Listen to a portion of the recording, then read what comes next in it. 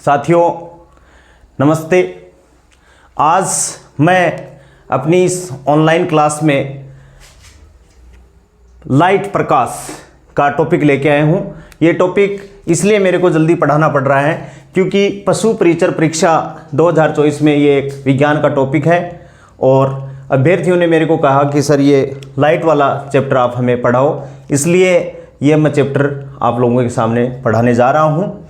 ये वैसे अपनी जो 12वीं क्लास है उसकी जो सेकंड फिजिक्स है उसका चैप्टर नंबर 1 है और वैसे अपन क्रम संख्या के हिसाब से देखें तो 12वीं क्लास का चैप्टर नंबर 9 है। तो इसको अपन स्टार्ट कर रहे हैं लाइट कि भाई लाइट क्या है, लाइट की स्टडी अपन फिजिक्स की जिस ब्रांच में करते हैं वो क्या है, लाइट के बारे में जो अपने वैज्ञानिक थे उन्होंने कैसे कैसे लाइट के बारे में कथन दिए, तो उन सब की अपन स्टडी कर रहे हैं। देखो सबसे पहले है प्रकाश की लाइट। प्रकाश ऊर्जा का एक रूप है जो हमें वस्तुओं को देखने का अनुभव, वस्तुएं जो अपन देख पा रहे हैं, वस्तुएं जितनी भी वस्तुएं अपन देखते हैं या अपन किसी आदमी को देख रहे हैं, कोई आदमी अपन को देख रहा है, तो ये सारे का सारा प्रकाश की देन है। तो प्रकाश ऊर्जा का एक रूप है जो हमें वस्तुओं को देखने का अनुभव करवाता है। ये अपनी जो आँख के जो रेटिना है, आँख का जो रेटिना है उस पर मतलब अपन को देखने की फीलिंग करवाता है। कौन? प्रकाश। प्रकाश ऑप्टिक्स प्रकाशिकी है कि भौतिक विज्ञान की वह शाखा जिसमें प्रकाश तथा प्रकाश के कारण घटित होने वाली घटनाओं का, या प्रकाश और प्रकाश के कारण घटित होने वाली घटनाओं का अध्ययन किया जाता है, प्रकाशिकी कहलाती है। यानी ये एक फिजिक्स की ब्रांच हो गई है। इस प्रकाशिकी में अपन प्रकाश की कारण जो घटनाएं हैं, ये परावर्तन है, अपवर्तन की घटना है, व्यतिकरण की घटना है, विवर्तन की घटना है, ध्रुवण और भी घटनाएं हो सकती हैं। तो इन घटनाओं की तो अपन स्टडी करेंगे ही करेंगे। उसके बाद में ह्यूमन आई, आँख, सूक्ष्मदर्शी, सूक्ष्मदर्शी, संयुक्त सूक्ष्मदर्शी, दूरदर्शी, और दूरदर्शी भी एक परावर्तक प्रकार का और एक अपवर्तक प्रकार का। ये जितने भी इंस्ट्रूमेंट है इनकी स्टडी भी अपन फिजिक्स की जो ब्रांच है प्रकाशिकी उसी में करेंगे। अब मैं साथियों आप लोगों को ये बताना चाह रहा हूँ कि भाई जो प्रकाश की जो डिस्कवरी हुई वो किस किस वैज्ञानिक ने कैसे कैसे की, किस हिसाब से मतलब आगे ये घटनाएं एक्सप्लेन हुई, वो मैं आपके सामने बताने जा रहा हूँ। सारे विद्यार्थी ध्यान दें। सबसे पहले न्यूटन, न्यूटन नाम के वैज्ञानिक हैं, सारे परिचित हैं न्यूटन से। और इन्होंने कहा कि प्रकाश है वो प्रकाश छोटे छोटे छोटे छोटे असतत कणों से मिलकर बना है। प्रकाश है वो छोटे छोटे असतत कणों से मिलकर बना है। और इस मॉडल को अपन क्या कहते हैं? प्रकाश का कणिका सिद्धांत। प्रकाश का कणिका सिद्धांत, यानी इसको अपन कॉर्पस्कुलर मॉडल, कॉर्पस्कुलर मॉडल बोलते हैं। और इसमें इस मॉडल का जो रिजल्ट आया वो रिजल्ट ये था कि एक विरल माध्यम होता है, दूसरा सघन माध्यम होता है, यानी rare medium and denser medium. विरल माध्यम का मतलब क्या है कि जिसमें कण दूर दूर हो। जो भी माध्यम है, जिस प्रकार का भी माध्यम है कि उसमें माध्यम के जो पार्टिकल या उस माध्यम में जो पार्टिकल है उसके कण दूर दूर हो, तो वहां उसकी वेलोसिटी होगी प्रकाश की। और सघन माध्यम जिसमें कण पास पास हो, जैसे अपन पानी की और तेल की बात करें तो पानी विरल है और तेल क्या है? सघन है। तो इस जो न्यूटन ने जो ये अपने जो थ्योरी दी प्रकाश के बारे में कि प्रकाश छोटे छोटे असतत कणों से मिलकर बना है, और उन्होंने कहा कि विरल माध्यम में तो प्रकाश का वेग कम होता है और सघन माध्यम में प्रकाश का वेग ज्यादा होता है। ये बात किसने कही? न्यूटन ने कही। और उन्होंने ये कहा कि प्रकाश है, प्रकाश सीधी रेखा में गमन करता है। प्रकाश सीधी रेखा में गमन करता है, और सीधी रेखा में गमन करता है, इसी कारण आदमी की छाया बनती है। अपन देखें तो छाया बन रही है वो इसी के कारण बन रही है कि न्यूटन ने कहा कि प्रकाश सीधी रेखा में गमन कर रहा है, छाया बनती है। और जो ये न्यूटन की जो थ्योरी थी इसके आधार पर अपन ने परावर्तन, और अपवर्तन जो प्रकाश की दो घटनाएं हैं उनकी व्याख्या अपन लोगों ने कर दी थी। अब जैसे जैसे आगे बढ़ता गया तो प्रकाश के कुछ फिनोमेना ऐसे थे, कौन कौन से, जैसे व्यतिकरण, विवर्तन तथा ध्रुवण। ये जो प्रकाश की तीन घटनाएं हैं उनकी व्याख्या इस आधार पर नहीं की गई, तो इनकी व्याख्या करने के लिए दूसरे नंबर के वैज्ञानिक आए और जिनको अपन ने कहा हाइगन। क्या कहा? हाइगन। और हाइगन ने कहा कि प्रकाश तरंगों के रूप में संचरण करता है। तरंगों के रूप में संचरण करता है। प्रकाश किस रूप में संचरण करता है? तरंगों के रूप में संचरण करता है। यानी प्रकाश की कैसी नेचर है? वेव लाइक नेचर है प्रकाश की। प्रकाश की कैसी नेचर है? वेव लाइक नेचर है। और इन्होंने प्रकाश की वेव लाइक नेचर बता दी। और इनका हाइगन का जो रिजल्ट था वो रिजल्ट ये था कि विरल माध्यम में प्रकाश का वेग ज्यादा होगा और सघन माध्यम में प्रकाश का वेग कम होगा। यानी विरल माध्यम में तो प्रकाश का वेग ज्यादा और सघन माध्यम में प्रकाश का वेग कम। विरल माध्यम में प्रकाश का वेग ज्यादा हो गया, सघन माध्यम में प्रकाश का वेग कम हो गया। अब इन्होंने तो कह दी ये बात, भाई न्यूटन ने तो कह दी कि विरल माध्यम में प्रकाश का वेग कम होगा और सघन माध्यम में ज्यादा होगा, और इन्होंने ये बात जस्ट उल्टी कह दी। और हाइगन ने इस थ्योरी को एक्सप्लेन करने के लिए वेव लाइक नेचर को तो एक माध्यम काम में लिया था जिसको अपन बोलते हैं एथर। ईथर नहीं, ईथर तो अपनी केमिस्ट्री का मटेरियल होता है, ईथर कंपाउंड है, जबकि ये एथर है। एथर का मतलब है हेवनली एयर, यानी ऐसा माध्यम जिसमें एयर क्या हो? बहुतायित हो। उसने ये माध्यम लेकर मतलब इसको कैलकुलेट किया था। तो कॉन्ट्राडिक्शन आ गया।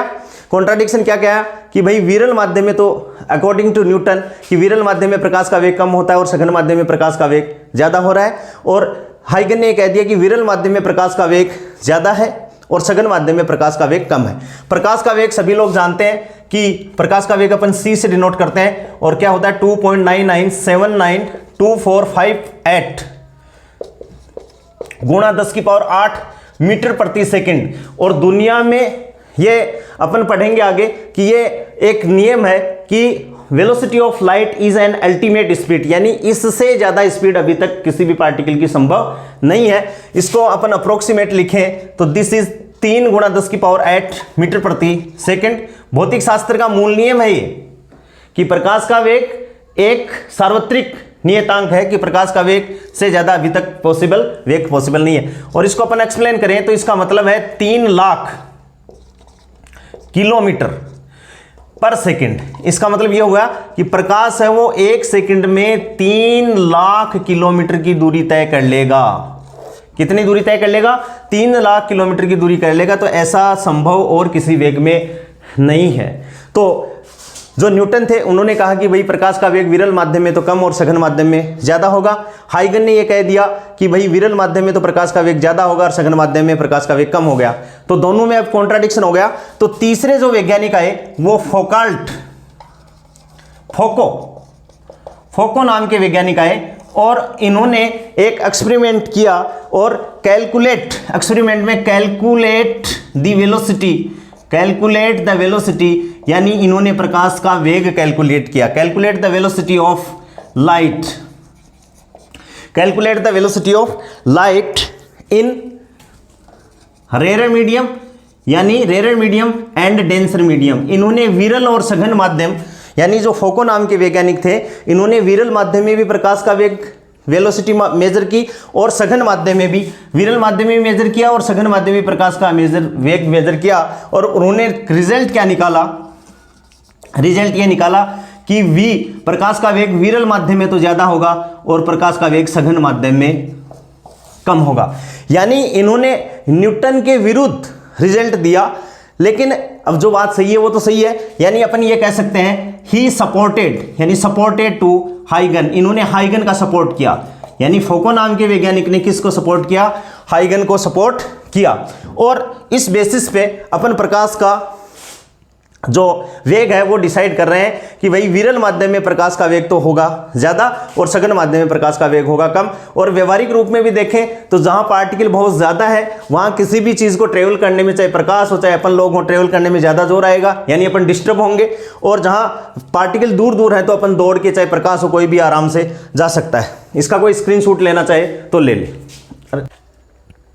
हाँ कोई स्क्रीनशॉट लेना चाहे तो ले सकता है। अब आगे प्रकाश की जो थ्योरी थी 3 वैज्ञानिकों ने दी। चौथे अपन जानते हैं, वो भी एक महान वैज्ञानिक है, मैक्सवेल। और मैक्सवेल ने कहा कि प्रकाश है वो विद्युत चुंबकीय तरंगे होती हैं। प्रकाश, उन्होंने क्या कहा कि वो विद्युत क्षेत्र और चुंबकीय क्षेत्र से मिलकर बने होते हैं प्रकाश। और उसको अपन ने कहा कि भाई मैक्सवेल के अकॉर्डिंग प्रकाश है वो इलेक्ट्रोमैग्नेटिक वेव है। यानी जो चौथे अपने वैज्ञानिक आए वो कौन आए भाई? मैक्सवेल आए और उन्होंने कहा कि प्रकाश विद्युत चुंबकीय तरंगे हैं। कि प्रकाश क्या है? विद्युत चुंबकीय तरंगे हैं। ये बात सही भी है, विद्युत चुंबकीय तरंगे। और उन्होंने भी कहा कि प्रकाश का वेग विरल माध्यम में तो ज़्यादा होता है और सघन माध्यम में प्रकाश का वेग कम है। विरल माध्यम में प्रकाश का वेग ज़्यादा हो गया और सघन माध्यम में प्रकाश का वेग क्या हो गया। इसके बाद में कुछ फिनोमिना थे जिनको अपन, जो न्यूटन की जो थ्योरी थी स्ट्रेट लाइन प्रोपगेशन, उससे भी नहीं एक्सप्लेन कर सके। और जो हाइगन की थ्योरी थी वेव लाइक नेचर, उससे भी नहीं एक्सप्लेन कर सके। वो घटनाएं क्या थी? कृष्णिका विकिरण। कृष्णिका विकिरण का जो ग्राफ था उसको अपन उन दोनों थ्योरी से नहीं एक्सप्लेन कर सके। फिर अपन ने कॉम्पटन प्रभाव को भी नहीं एक्सप्लेन कर सके। और उसके बाद में प्रकाश विद्युत प्रभाव को भी अपन उससे एक्सप्लेन नहीं कर सके। तो इन जो फिनोमिना थे, ये जो 3 फिनोमिना थे, इनको एक्सप्लेन करने के लिए अपने पास में आगे एक वैज्ञानिक और आए और प्लांक उनका नाम था। और प्लांक ने कहा कि लाइट एक बिंदु से दूसरे बिंदु पर जब मूव करती है तो वो पैकेट्स के रूप में जाती है और हर पैकेट की अपनी क्या होती है? निश्चित एनर्जी होती है। तो 5वें नंबर के जो वैज्ञानिक आए वो आए प्लांक। और उन्होंने कहा, क्या कहा कि प्रकाश यानी ऊर्जा, प्रकाश का गमन एक पॉइंट से दूसरे पॉइंट तक या एक वस्तु से दूसरी वस्तु पर गमन, प्रकाश का गमन पैकेट्स के रूप में होता है, पैकेट के रूप में होता है। यानी इन्होंने कहा कि प्रकाश क्या है? डिस्क्रीट होता है। और इस पैकेट यानी light will propagate in the form of packets. और इस पैकेट्स को इन्होंने, प्लांक ने फोटोन कहा। और ये मिनिमम एनर्जी है। इस फोटोन को अपन क्या कहेंगे? क्वांटा ऑफ लाइट, यानी minimum amount of light which is transferable from one body to another body या from one system to another system. और इसकी इन्होंने एनर्जी बताई E=h न्यू, जहां पर h प्लांक नियतांक है, h प्लांक नियतांक, और जो न्यू है वो क्या है? इसकी आवर्ती है। न्यू क्या है? इसकी आवर्ती है। अब अपन ने प्रकाश के बारे में ये 5 वैज्ञानिक अपने पास में आए। सबसे पहले कौन आए? न्यूटन ने कहा कि लाइट है वो स्ट्रेट लाइन प्रोपागेशन करेगी। और उन्होंने एक बात जो उन्होंने तो अपने हिसाब से सही कही होगी कि रेयर मीडियम में प्रकाश का वेग कम होता है और सघन माध्यम में प्रकाश का वेग ज़्यादा होता है। उसके बाद में जो प्रकाश के अपने परावर्तन अपवर्तन उन नियमों की व्याख्या उन्होंने स्ट्रेट लाइन प्रोपागेशन के आधार पर न्यूटन ने कर दी। और कुछ फिनोमिना थे, कौन कौन से? व्यतिकरण, विवर्तन और ध्रुवण। उनको अपन स्ट्रेट लाइन प्रोपागेशन यानी सीधी रेखा में गमन से ना समझा के अपन ने हाइगन नाम के जो वैज्ञानिक थे उन्होंने समझाया कि लाइट है वो एक पॉइंट से दूसरे पॉइंट या एक वस्तु से दूसरी वस्तु पर जब जाएगी तो वो वेव रूप में जाएगी, वेव लाइक नेचर है। अब उन्होंने ये कह दिया कि रेयर मीडियम में प्रकाश का वेग ज़्यादा होता है और सघन माध्यम में प्रकाश का वेग कम होता है। उनका दोनों का मतलब कंक्लूजन निकालने के लिए कि भाई कौन सा सही है कौन सा गलत है, तो फोको नाम के वैज्ञानिक ने एक एक्सपेरिमेंट किया था। और एक्सपेरिमेंट करने के बाद में शायद वो माइकलसन मोर्ले एक्सपेरिमेंट था, और उन्होंने वही एक फिजिक्स में ऐसा एक्सपेरिमेंट है जिसका 0 रिजल्ट है। उन्होंने व्यतिकरण के आधार पर, वहाँ माइकलसन जो मोर्ले एक्सपेरिमेंट था उनमें व्यतिकरण को आधार मानकर उन्होंने इस चीज़ को एक्सप्लेन किया कि प्रकाश का वेग है वो रेयर माध्यम में तो ज़्यादा होता है और डेंसर माध्यम में प्रकाश का वेग कम होता है। उसके बाद में कुछ फिनोमिना और आए। कौन कौन से आए? कृष्णिका विकिरण आई, कृष्णिका विकिरण आई, प्रकाश विद्युत प्रभाव आया, कॉम्पटन प्रभाव आया। इन तीनों जो प्रकाश की घटनाएं हैं उनको समझाने के लिए हाइगन की थ्योरी भी फेल हो गई, न्यूटन की थ्योरी भी फेल हो गई। तो उनको एक्सप्लेन करने के लिए प्लांक नाम के वैज्ञानिक आए और उन्होंने कहा कि ऊर्जा है वो पैकेट्स के रूप में होती है, यानी ऊर्जा को विविक्त रूप में, ऊर्जा को विविक्त रूप में उन्होंने दर्शाया, विविक्त रूप। और यहां से ही अपन कहते हैं कि यहां से ये जो प्लांक की जो धारणा है वहां से ही तो क्वांटम मैकेनिक्स की जन्म हुआ और वहीं से ही अपन जो कहेंगे मॉडर्न फिजिक्स, यानी मॉडर्न फिजिक्स का जन्म हुआ। कि भाई प्लांक की जो अवधारणा थी कि लाइट है वो छोटे छोटे पैकेट्स के रूप में होती है और वो मतलब उसकी एनर्जी है वो निश्चित होती है। उस मिनिमम एनर्जी को अपन ने क्या कहा था? फोटोन। और E equals to H nu. H Planck नियतांक है और न्यू क्या है? उसकी आवृत्ति है। हाँ, तो मैक्सवेल ये 5 प्रकार के जो वैज्ञानिक थे जिन्होंने प्रकाश के बारे में बताया। अपन को केवल अपने जो सिलेबस में है अपन को न्यूटन पढ़ना है और हाइगन पढ़ना है। ये तो मैंने आपको बता दी कि प्रकाश कैसे कैसे कैसे कैसे प्रकाश की हिस्ट्री है वो डेवलप हुई। तो सब लोग यदि स्क्रीनशॉट लेना चाहें तो ले सकते हैं। अब देखिए अपन प्रकाश का संचरण जो अपना लेवल है 12वीं क्लास और फर्स्ट ग्रेड का जो लेवल है उसके हिसाब से अपन बात कर रहे हैं कि भाई प्रकाश का जो संचरण है वो निर्वात में प्रकाश का संचरण। पशु परिचर वाले बच्चे ध्यान दें कि उनके लिए सिंपल सिंपल बातें आएंगी कि प्रकाश का जो संचरण है जब तक डिस्टरबेंस नहीं होता, किसमें? ना तो यदि मान लो प्रकाश के आगे कोई वस्तु आएगी या माध्यम जब तक परिवर्तित नहीं होगा तो वो सीधी रेखा में गमन करेगी। यानी अपन कह सकते हैं कि प्रकाश माध्यम में सरल रेखा के अनुदिश, सरल रेखा के अनुदिश गति करता है। माध्यम में कैसे गति करता है? सरल रेखा के अनुदिश गति करता है। और प्रकाश का पथ केवल कब बदलेगा?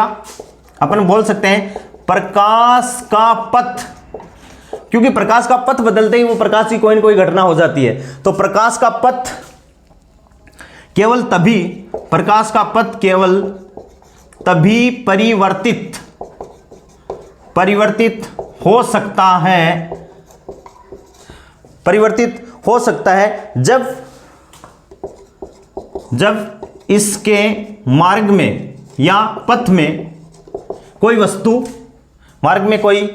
जब इसके मार्ग में कोई वस्तु आ जाती है, वस्तु आ जाती है। या कब बदलता है? जब माध्यम परिवर्तित हो जाता है, माध्यम परिवर्तित हो जाता है। माध्यम परिवर्तित होने का मतलब तो यह है कि जैसे हवा से पानी में, जैसे हवा थी तो एक माध्यम है और जैसे ही पानी में गया तो माध्यम क्या हो गया? बदल गया। तो प्रकाश का पथ तभी परिवर्तित हो सकता है, अदरवाइज तो प्रकाश है वो सीधी रेखा में गमन करेगा। और सीधी रेखा में प्रकाश जब गमन करता है तो उसको अपन कहते हैं प्रकाश का ऋजु रेखीय, उसे अपन कहेंगे प्रकाश का ऋजु रेखीय गमन। पूछ लेता है कि ऋजु रेखीय गमन का मतलब क्या है? कि प्रकाश है वो सरल रेखीय संचरण करता है। ऋजु रेखीय गमन का मतलब है सरल रेखीय संचरण। और ये किसकी थ्योरी के अकॉर्डिंग है? न्यूटन की थ्योरी के अकॉर्डिंग है कि न्यूटन ने कहा था कि light will propagate in the form of straight line, और ये उसके हिसाब से है। अब देखो प्रकाश किरणों का पुंज, प्रकाश किरणों का समूह प्रकाश पुंज कहलाता है। प्रकाश किरणों का समूह प्रकाश पुंज कहलाता है। कई बार पूछ लेते हैं, सिंपल सा क्वेश्चन है कि भाई प्रकाश पुंज किसे कहते हैं? तो प्रकाश किरणों का जो समूह है वो प्रकाश पुंज कहलाता है। प्रकाश निर्वात तथा गैसों के अलावा, यानी प्रकाश निर्वात तथा गैसों के अलावा कुछ द्रव तथा ठोस पदार्थ होते हैं, उनमें से भी प्रकाश है वो संचरित हो सकता है। प्रकाश निर्वात तथा गैसों के अलावा प्रकाश निर्वात तथा गैसों के अलावा प्रकाश कुछ द्रवों एवं ठोसों, प्रकाश कुछ द्रवों तथा ठोसों से भी गुजर सकता है, अब अपन कहेंगे कि भाई वो ठोस कौन कौन से हो सकते हैं, तो उनको अपन कहेंगे कौन कौन से। तो जैसे मैं बताऊं, इसमें थोड़ा सा अपन कर लेते हैं कि कुछ माध्यम ऐसा होता है जिसमें प्रकाश लंबी दूरी तक बिना डिस्टर्ब किए हुए चला जाता है, यानी कुछ एक माध्यम जिसमें प्रकाश स्वतंत्रतापूर्वक गमन कर सकता है, स्वतंत्रतापूर्वक लंबी दूरी तक गमन कर सकता है। इसे अपन क्या कहेंगे कि भाई कैसा माध्यम हो गया, इसको अपन कहेंगे पारदर्शक माध्यम। कौन सा माध्यम कहेंगे? पारदर्शक माध्यम। इंपॉर्टेंट हो सकता है, बहुत बच्चे कम पढ़ते हैं कि भाई पारदर्शक माध्यम का क्या मतलब है। तो एक माध्यम जिसमें प्रकाश बिना डिस्टर्ब हुए, यानी उसके पथ में किसी भी प्रकार का कोई परिवर्तन हुए वो लंबी दूरी तक चला जाए, तो ऐसे को अपन क्या कहेंगे कि भाई वो माध्यम है वो पारदर्शक माध्यम है, और इसको अपन इंग्लिश में बोलते हैं ट्रांसपेरेंट। क्या बोलते हैं? ट्रांसपेरेंट माध्यम बोलते हैं। और वो कौन कौन से हैं? जैसे पानी है, ग्लिसरीन भी बोल सकते हैं, ग्लिसरीन। अब मान लो पूछ ले कि पानी किस प्रकार का माध्यम है, तो आपको लिखना पड़ेगा कि पानी है वो पारदर्शक माध्यम है, पानी है, ग्लिसरीन है, कांच है, कांच, और क्या हो सकता है? कांच हो गया, और स्वच्छ प्लास्टिक, ये एग्जाम्पल आपको ध्यान में रखना है। स्वच्छ प्लास्टिक भी है जहां प्रकाश है वो लंबी दूरी तक तय कर लेता। हो सकता है कि कुछ दूरी तय करने के बाद में प्रकाश का पथ परिवर्तित हो जाए, हो सकता है ऐसा, लेकिन ऐसा माध्यम जिसमें प्रकाश स्वतंत्रतापूर्वक बिना कोई डिस्टरबेंस के लंबी दूरी तय कर ले, गमन कर सकता है, तो उसे अपन कहेंगे पारदर्शक माध्यम। और पारदर्शक माध्यम में पानी हो गया, ग्लिसरीन हो गया, कांच हो गया तथा स्वच्छ प्लास्टिक। ऐसे कुछ माध्यम और हैं जहां से प्रकाश गुजर नहीं सकता। इसका स्क्रीनशॉट लेना चाहो तो ले लो। हाँ, ऐसे कुछ माध्यम और हैं जिसमें से प्रकाश गुजरे नहीं, उनको अपन क्या कहेंगे? उनको अपन कहेंगे ओपेक, अपारदर्शी माध्यम। कैसे? कौन से माध्यम? अपारदर्शी माध्यम।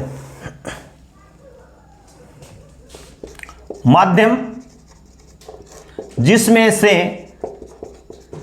प्रकाश गुजर नहीं सकता, बिल्कुल भी गुजर नहीं सकता है, उसे अपारदर्शक, यानी कौन सा? मीडियम माध्यम, ओपेक, अपारदर्शक माध्यम कहते हैं, उसे अपन कहेंगे अपारदर्शक माध्यम। और अपारदर्शक माध्यम के एग्जाम्पल हैं, इंपॉर्टेंट बात है, लकड़ी, धातुएं एवं ईंट हो सकती है, कोई पत्थर भी हो सकता है, ईंट हो सकती है, ये कौन से माध्यम है? अपारदर्शक माध्यम है। यहां प्रकाश बिल्कुल भी इनके अंदर से गुजर नहीं सकता। और कुछ पदार्थ ऐसे होते हैं जिनमें से प्रकाश जब ट्रेवल करता है, कुछ माध्यम ऐसे होते हैं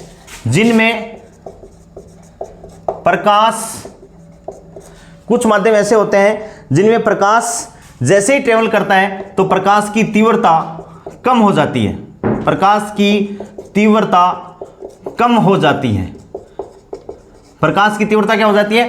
कम हो जाती है। कुछ माध्यम ऐसे हैं जिनमें से जब प्रकाश गुजरता है तो उनकी तीव्रता कम हो जाती है, और ऐसे माध्यम को अपन कहते हैं अर्ध पारदर्शक माध्यम। यह भी इंपॉर्टेंट है कि वह माध्यम जिसमें प्रकाश की तीव्रता दूरी के साथ घट जाती है, दूरी के साथ तीव्रता कम होती है, किसके साथ में? दूरी के साथ। कि स्टार्टिंग में तीव्रता थोड़ी ज्यादा थी, जैसे जैसे माध्यम में प्रकाश की किरण चली उसकी तीव्रता कम हो गई, फिर और आगे चली और तीव्रता कम हो गई, और जैसे जैसे जो तीव्रता समाप्ति की ओर हो जाएगी, तो ऐसे माध्यम को अपन कहते हैं अर्ध पारदर्शक माध्यम। और इसका एग्जाम्पल अपन ले सकते हैं तेल, यानी जो प्रकाश का जो संचरण है कि प्रकाश कैसे कैसे संचरित होता है, तो अपना लेवल क्या है कि प्रकाश सीधी रेखा में गमन करता है और सीधी रेखा में जो प्रकाश गमन करता है उसका अपन ने कहा ऋजुरेखीय संचरण है। फिर अपन ने देखा कि प्रकाश पुंज में गति कर सकता है, प्रकाश किरणों का जो समूह होता है उसको प्रकाश पुंज कहते हैं अपन। और निर्वात तथा गैसों के अलावा प्रकाश है वो द्रव में भी गुजर सकता है और ठोस में भी गुजर सकता है। कुछ माध्यम ऐसे होते हैं जिसमें प्रकाश है वो स्वतंत्रता पूर्वक लंबी दूरी तय कर सकता है, उसको अपन पारदर्शक माध्यम कहते हैं। और उस पारदर्शक माध्यम के एग्जाम्पल हैं पानी, ग्लिसरीन, कांच और स्वच्छ प्लास्टिक। प्लास्टिक हाई क्वालिटी का प्लास्टिक जिसमें ट्रेवल कर ले। उसके बाद में कुछ माध्यम ऐसे होते हैं जिनमें प्रकाश बिल्कुल भी गुजर नहीं सकता, इसके एग्जाम्पल अपन ने कहा है लकड़ी, धातुएं एवं ईंट। और कुछ माध्यम ऐसे होते हैं जिनमें प्रकाश की जो तीव्रता है वो दूरी के साथ, जैसे जैसे दूरी बढ़ेगी वैसे वैसे तीव्रता का मान क्या होता जाएगा, कम होता जाएगा। ऐसे माध्यम को अपन क्या कहते हैं, अर्ध पारदर्शक माध्यम कहते हैं। और इसका एग्जाम्पल अपन ने ले लिया तेल। अब तेल कई प्रकार का हो सकता है। हाँ, तो अब प्रकाश की इतनी हिस्ट्री के बारे में पढ़ने के बाद में अपन ने माध्यम के बारे में भी थोड़ी बहुत इंफॉर्मेशन ले ली। पारदर्शक माध्यम क्या होता है, अपारदर्शक माध्यम क्या होता है, अर्ध पारदर्शक माध्यम क्या होता है, इनके बारे में इंफॉर्मेशन लेने के बाद में अपन जो प्रकाश की जो सबसे पहली घटना है प्रकाश का परावर्तन, कि प्रकाश का परावर्तन क्या होता है। तो परावर्तन के लिए मैं बता रहा हूं कि जब भी अपने पास में कोई सतह लेते हैं ऐसे, और इस सतह में पॉलिश, वैसे चांदी की मैक्सिमम पॉलिश होती है कि चांदी, लेकिन चांदी तो महंगा है, तो महंगा होने के कारण अपन डायग्राम में तो ऐसे ही इसको बना देते हैं। इसका मतलब यह है कि अपन ने इस सतह के जो समतल सतह है उसके एक तरफ पॉलिश कर दी, यानी ये भाग है वो पॉलिश वाला है। इधर अपन ने पॉलिश कर दी हाई क्वालिटी की चांदी की, और इधर कुछ नहीं है, तो ये सतह है अपन कह सकते हैं चिकनी सतह है, स्मूथ सतह है। तो जब सतह चिकनी होती है उसको अपन कहेंगे परावर्तक सतह। क्या कहेंगे, परावर्तक सतह। और जो जिधर पॉलिश की होती है उसको अपन कह सकते हैं अप्रावर्तक सतह। और जब भी किसी सतह पर प्रकाश की किरण आपतित होगी तो वो परावर्तक सतह पर ही आपतित होगी, अप्रावर्तक सतह पर आपतित नहीं होगी। क्यों नहीं होगी, क्योंकि भाई परावर्तक सतह क्या कर देगा, जितनी आएगी उतनी ही वापस भेज देगा, जबकि यहां है वो पॉलिश है, वो प्रकाश की इस तीव्रता को क्या कर सकता है, अवशोषित कर सकता है। तो प्रकाश का जब भी परावर्तन होगा तो प्रकाश की किरण है परावर्तक सतह पर आपतित होगी। इस बात का आपको ध्यान में रखना है, क्योंकि अप्रावर्तक जो पृष्ठ है उस पर पॉलिश होती है, और पॉलिश के कारण जो प्रकाश की जो आ रही है, प्रकाश जो आ रहा है उसको क्या कर सकती है, पॉलिश अवशोषित कर सकती है। तो अपन के प्रकाश के परिवर्तन में एक सतह है, सतह के दो पार्ट है, एक में पॉलिश की हुई होती है और दूसरी चिकनी सतह होती है। तो प्रकाश की किरण जो आएगी वो स्मूथ वाली सतह पर आपतित होगी। इस पृष्ठ को अपन अप्रावर्तक सतह कहेंगे और इसको अपन क्या कहेंगे, परावर्तक सतह कहेंगे। प्रकाश के परावर्तन की अपन डेफिनेशन देना चाहें तो अपन ये कह सकते हैं कि जब प्रकाश की किरण किसी चिकनी सतह या समतल पृष्ठ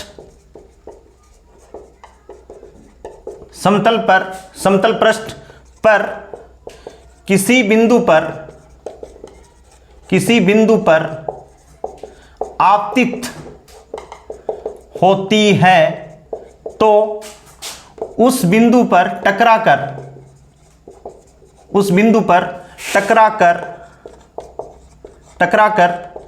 उसी माध्यम में वापस लौट जाती है। यानी प्रकाश की किरण आई, जैसे प्रकाश की किरण ये कोई चिकनी सतह है और प्रकाश की किरण कोई आएगी और यहां पर इस बिंदु पर टकराएगी तो इसी माध्यम में चली जाएगी। ये जो है ये घटना है वो प्रकाश का क्या कहलाता है, परावर्तन कहलाता है। प्रकाश की ये घटना प्रकाश का परावर्तन कहलाती है। दूसरे रूप में इसको अपन कैसे डिफाइन कर सकते हैं कि जब प्रकाश किरण के पथ में, कैसे भाई पथ में, कि जब प्रकाश इस माध्यम से आ रहा था और जैसे ये सतह है, चिकनी सतह है, तो सतह आते ही अपन ने अभी पीछे पढ़ा है कि प्रकाश का पथ तब तक परिवर्तित नहीं होगा जब तक या तो उसके मार्ग में कोई वस्तु ना आ जाए या माध्यम परिवर्तित ना हो जाए। तो पहले मान लो ये हवा से आ रहा है और जैसे ही सतह पर टकराएगा तो सतह क्या हो गई भाई, स्मूथ है, कांच है, तो कांच है तो पारदर्शक माध्यम है, कोई दूसरी चिकनी सतह है तो कोई धातु की सतह हो सकती है, तो माध्यम क्या हो गया, परिवर्तित हो गया। तो ये यहां आएगा और यहां टकराते ही प्रकाश के पथ में क्या हो जाएगा, परिवर्तन हो जाएगा। तो कोई न कोई घटना होनी है। तो इसकी दूसरी परिभाषा अपन कैसे दे सकते हैं कि जब प्रकाश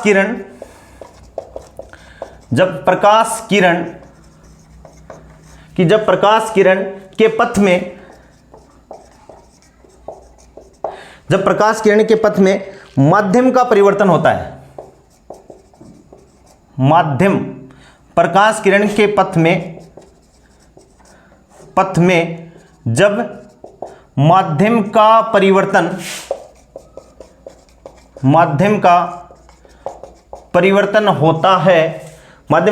होता है, अर्थात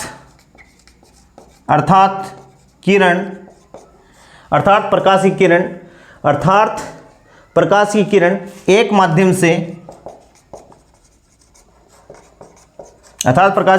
माध्यम से दूसरे में प्रवेश करती है तो प्रकाश का कुछ भाग उसी माध्यम में लौट जाता है। यह भी इंपॉर्टेंट बात है, लौट जाता है। यह क्या कहलाता है भाई, परावर्तन की घटना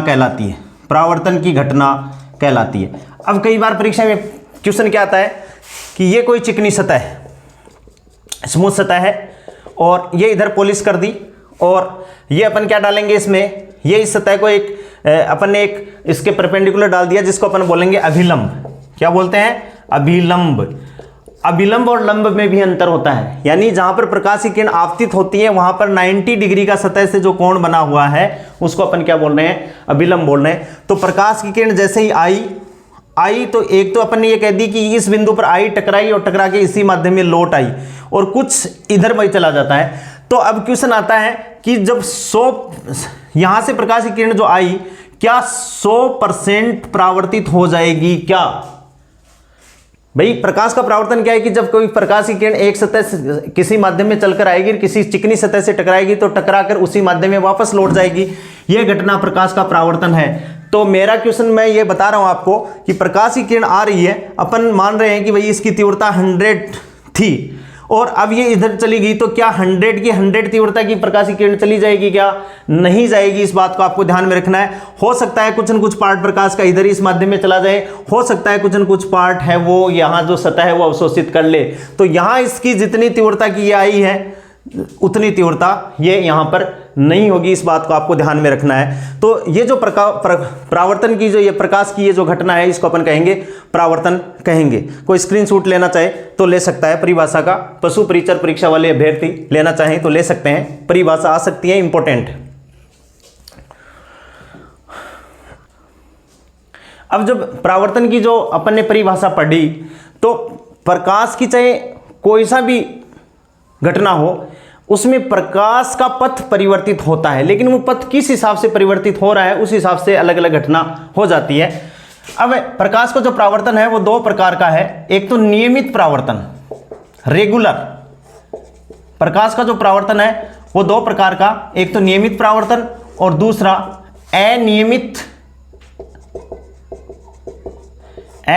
परावर्तन। और अपन क्या इसको दूसरा नाम इसका बोल सकते हैं अपन विस्तृत परावर्तन।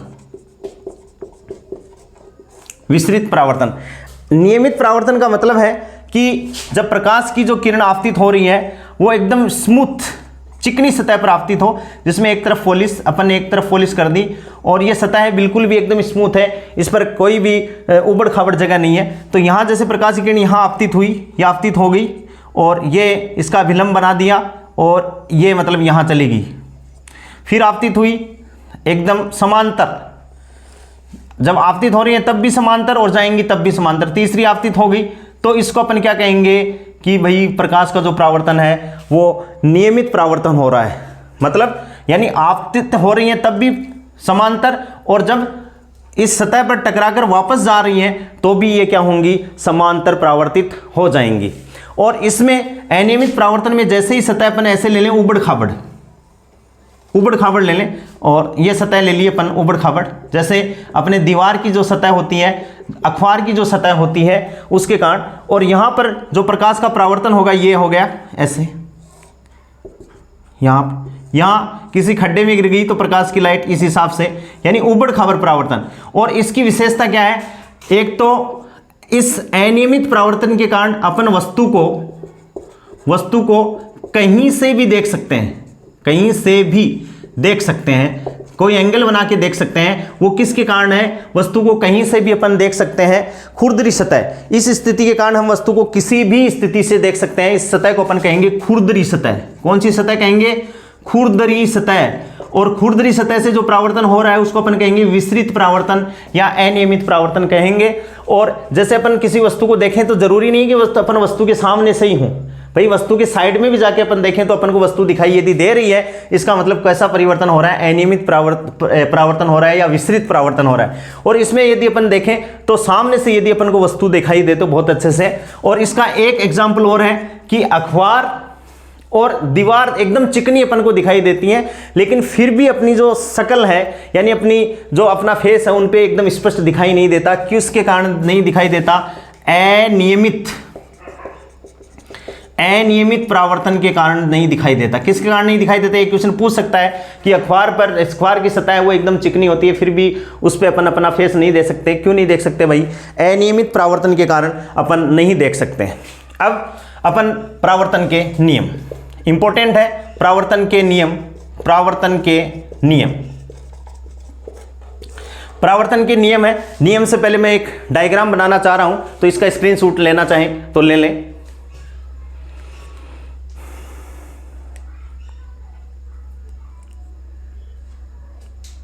इसमें अपन लिख सकते हैं परावर्तन के पश्चात भी पूर्णतया समांतर चली जाती हैं प्रकाश की किरणें। भाई ये आ रही आपतित है तब भी ये समांतर है, और जब परावर्तित होगी तब भी ये क्या है, समांतर है। स्क्रीनशॉट ले लें। अब देखो मैं परावर्तन के नियम, और परावर्तन के नियम इंपॉर्टेंट है और इसी पे पशु परिचर परीक्षा में क्वेश्चन आ सकता है भी, मैं बताऊंगा, देखना क्वेश्चन किस हिसाब से आ सकते हैं। परावर्तन दो प्रकार का, परावर्तन की परिभाषा अपन ने पढ़ ली, परावर्तन के नियम।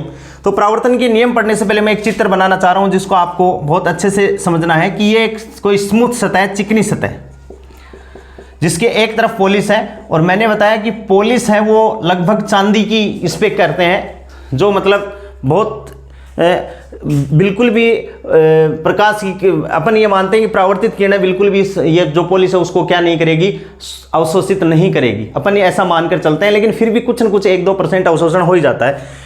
अपन ने इसको एक समतल में डिनोट किया है। अपन इसको मान रहे हैं कि ये एक चिकनी सतह है, यानी कांच है, और कांच ऐसे पड़ा है, ये मतलब 2D में मैं डिनोट नहीं कर सकता, ये कांच है और कांच पर इस हिसाब से ये कांच पड़ा है, इस हिसाब से समझ गए। ऐसे मतलब ये कांच है, ये आपके सामने ऐसे पड़ा है, और इसको अपन ने इस हिसाब से ये कर दिया। तो ये जो पृष्ठ है वो कैसा है, परावर्तक पृष्ठ। ध्यान से, परावर्तक पृष्ठ है। ये चित्र समझते हैं आपको परावर्तन पूरा समझ में आ जाएगा। ये चिकनी सतह है, चित्र इंपॉर्टेंट है भाई, पढ़ाते नहीं है ऐसा। ये चिकनी सतह है और ये जो पृष्ठ है परावर्तक पृष्ठ है, और ये आ जाएगी। अब इसमें से मैं प्रकाश की घटना डिनोट करना चाहूं तो ये परावर्तक पृष्ठ है, तो इसमें अपन ने एक लाइन ऐसे डिवाइड कर दी जो इस परावर्तक पृष्ठ को, इस सतह को दो बराबर भागों में भी बांट सकती है, अलग अलग भागों में भी बांट सके। इसको अपन बोलेंगे अभिलंब। इसको क्या बोलेंगे, अभिलंब। ध्यान रखना, अभिलंब अलग चीज है और लंब अलग चीज है।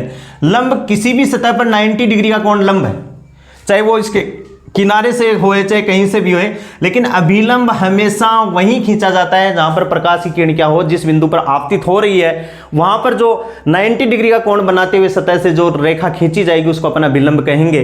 तो अपन ये कह सकते हैं कि अभिलंब है वो लंब हो सकता है, लेकिन लंब कभी भी अभिलंब नहीं हो सकता। तो देखो ये मैंने अभिलंब खींच दिया इस पर, और इस पर प्रकाश की किरण क्या हो गई भाई, आपतित किरण आपतित होगी। किस एंगल पे आई, अपन ने मान लिया कि प्रकाश का अभिलंब के साथ में बनाया हुआ कोण हुआ आपतन कोण है, आई मान लिया। तो जिस कोण पर ये आई है उसी कोण पर ये क्या होगी, वापस चली जाएगी, यानी जितने कोण पर ये आपतित हुई है उसी कोण पर वापस चली जाएगी। इसको अपन कहेंगे आपतित, इसको अपन कहेंगे आपतित प्रकाश की किरण, इसको अपन कहेंगे परावर्तित, परावर्तित प्रकाश की किरण। और इस किरण को ऐसे ऐसे मतलब बनाते हुए ऐसे सीधा एकदम परपेंडिकुलर, जिसमें प्रकाश की किरण ये है, इसको अपन कहेंगे, इस तल को अपन कहेंगे अभिलंब तल। बहुत इंपॉर्टेंट बात है अभिलंब तल कि भाई प्रकाश की किरण ये चिकनी सतह थी, एक प्रकाश की किरण आई इधर चली गई, ये अपन ने अभिलंब खींच दिया, तो ऐसे इसके कहने का मतलब है परावर्तक पृष्ठ के लंबवत गुजरने वाला तल। जैसे मान लो मैं ये परावर्तक पृष्ठ है और ये इसमें ऐसे मैं तल बना दूं, ऐसे तल बना दूं एकदम सीधा, तो वो हो गया अभिलंब तल। अब देखो परावर्तन के नियम, पहला नियम क्या है, पहला नियम यही इंपॉर्टेंट है कि अभिलंब परावर्तन का पहला नियम है आपतित किरण, आपतित किरण कोमा परावर्तित किरण,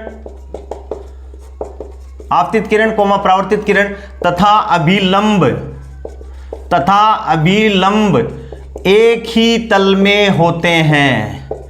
किस में होते हैं भाई, एक ही तल में होते हैं। अब तल समझ गए ना कि भाई इस हिसाब से एक चिकनी सतह समतल, ये तो हो गई समतल परावर्तक पृष्ठ है, वहां पर कोई प्रकाश की किरण आपतित हो रही है, और उसके जो लंबवत तल है वो तीनों क्या है, तीनों ये आपतित किरण हो गई, ये परावर्तित किरण हो गई, ये अभिलंब हो गई, तीनों कौन से में है, वही अभिलंब तल में है। तो ये एक नियम हो गया कि आपतित किरण है, परावर्तित किरण है तथा अभिलंब तीनों एक ही तल में होते हैं। और दूसरा नियम बहुत इंपॉर्टेंट चीज है कि आपतन कोण का मान, आपतन कोण का मान हमेशा परावर्तन कोण के मान के बराबर होगा। आपतन कोण का मान हमेशा परावर्तन कोण के मान के बराबर होगा। यानी अपन कह सकते हैं कि कोण I इक्वल्स टू कोण R। जैसे मान लो पशु परीक्षण वालों को ये दे दे कि ये कोण 30 डिग्री है, तो ये कोण का मान कितना होगा, इसका मान भी कितना होगा भाई, 30 डिग्री ही होगा। दूसरी बात, आजकल जितनी भी, हाँ मैं तीसरा नियम और बता देता हूं कि जब प्रकाश मतलब परावर्तित जो प्रकाश है, परावर्तित प्रकाश है और सॉरी आपतित प्रकाश और परावर्तित प्रकाश है, तो केवल और केवल एक चीज है जो परिवर्तित नहीं होती, और वो क्या होते हैं, परावर्तन में प्रकाश की आवृत्ति, परावर्तन में प्रकाश की आवृत्ति परिवर्तित नहीं होती। वेरी इंपॉर्टेंट फैक्टर है, चाहे प्रकाश का परावर्तन हो चाहे प्रकाश का अपवर्तन हो, एक वह फैक्टर जो चेंज नहीं होता, और वो कौन सा फैक्टर है, आवृत्ति बदलती नहीं है। इंपॉर्टेंट क्वेश्चन है, वेरी इंपॉर्टेंट क्वेश्चन, याद रखना कि परावर्तन में प्रकाश की आवृत्ति नहीं बदलती है। जो आपतित प्रकाश की जो किरण है, प्रकाश की जो किरण है, उसकी आवर्ती में परिवर्तन नहीं होता है। इसको अपन तीसरा नियम मानकर इसको अपन कर रहे हैं, लेकिन जनरली अपन दो ही नियम इसकी पढ़ रहे हैं।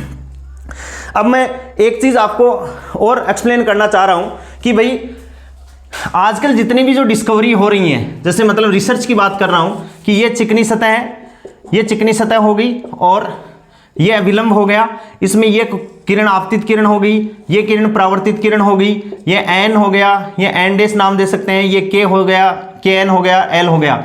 तो मान लो सतह के साथ में यदि अपन को ये कोण दे दे अगला 30 डिग्री, तो इस कोण को अपन कहते हैं ग्लांस कोण। कौन सा कोण कहते हैं, ग्लांस कोण। ये थोड़ा सा आपकी स्टडी से हटके है कि ग्लांस कोण, और आजकल जो भी मतलब ऑप्टिक्स में जो रिसर्च हो रही है वो ग्लांस कोण पर ही प्रकाश की किरण को आपतित करवा दिया जाता है, मान लो। और अब ये टोटल 90 डिग्री, भाई ये 30 डिग्री दे दिया, और इस अभिलंब का इस सतह से 90 डिग्री का कोण, तो आपतन कोण का मान कितना हो गया भाई, 60 डिग्री, और आपतन कोण का मान 60 डिग्री हो गया, तो परावर्तन कोण का मान भी कितना हो गया, 60 डिग्री हो गया। मान लो एग्जाम में आपके क्वेश्चन दे दे कि कोई प्रकाश की किरण है, वो मतलब सतह से मतलब 30 डिग्री का कोण बना रही है, तो या तो सीधा सीधा ही दे दिया कि सतह से 30 डिग्री का कोण बना रही है, या आपको ये कह सकता है कि प्रकाश की किरण वो ग्लांस एंगल बना रही है। तो आपको याद रखना है कि सतह से बनाया हुआ आपतित किरण का सतह से बनाया हुआ जो ये कोण है उस कोण को अपन बोलते हैं ग्लांस कोण। और ग्लांस कोण 30 डिग्री हो गया, ये टोटल यहां से 90 डिग्री है, इसमें से हो गया तो ये 60 डिग्री हुआ। 60 डिग्री यदि आपतन कोण का मान 60 डिग्री है तो परावर्तन कोण का मान भी क्या हो गया, 60 डिग्री हो गया। इस हिसाब से परावर्तन का जो ये नियम है कि परावर्तन क्या है कि जब प्रकाश की किरण किसी माध्यम में चलकर किसी माध्यम में आती है, चिकनी सतह पर टकराती है, तो टकराकर उसी माध्यम में 100% नहीं लौट पाती है। हो सकता है कि उसका कुछ न कुछ 1-2% पार्ट है, वो स्क्रीन है, वो जो समतल सतह है वो अवशोषित कर लेती है। परावर्तन के अपन ने नियम पढ़े। पहला नियम, तल समझ में आ गए होंगे, परावर्तक पृष्ठ समझ में आ गया होगा। विलंब, ये जो तल है अपन कहते हैं कि भाई आपतन और परावर्तन, आपतित किरण परावर्तित किरण है तथा विलंब एक ही तल में होते हैं। और कोण I = कोण R। और सबसे इंपॉर्टेंट बात है कि परावर्तन में प्रकाश की जो आवृत्ति है उसका मान नहीं बदलता है। बहुत बार ये क्वेश्चन पूछा हुआ है। और ये जो चीज मैंने बताई ये अलग से इंपॉर्टेंट चीज हो सकती है कि भाई ये आपतन कोण है, सतह के साथ में इसने ये जो कोण बनाया इसको अपन ग्लांस कोण कहेंगे, और इसका विलंब से ये 60 डिग्री हो गया, ये 60 डिग्री हो गया। तो यहां से क्वेश्चन आपके आ सकता है। सभी लोगों को बहुत बहुत दीपावली की शुभकामनाएं। आपकी दीपावली मंगलमय हो। और मैं सभी लोगों से ये आशा करता हूं कि मैंने जो पढ़ाया है वो समझ में आया होगा। फिर भी कोई प्रॉब्लम है तो आप मेरे को कमेंट्स बॉक्स में लिख के बताएं। और यदि समझ में अच्छे से आ रहा है तो चैनल को शेयर करें, लाइक करें और सब्सक्राइब करें। धन्यवाद।